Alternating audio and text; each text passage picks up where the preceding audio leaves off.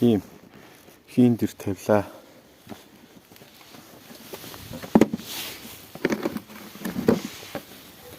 Энэ доош харсан гаралтайг ингээд доош нь харуулад тавьсан.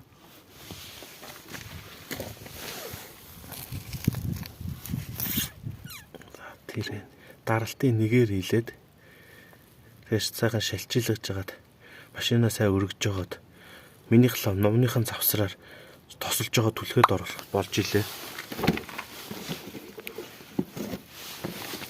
Энийгээд ингэж доош нь харуулж тавьж жагаад харин доороос нь хийлэхэд хэцүү байгаа учраас тийм хажуудалтай гушуудтайг нь авал их зүгээр юм билээ.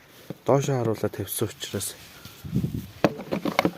ийм дугуй хийлэгчээ таслаад голд нь шаланг залгаж жагаад хийлсэн байгаа шүү.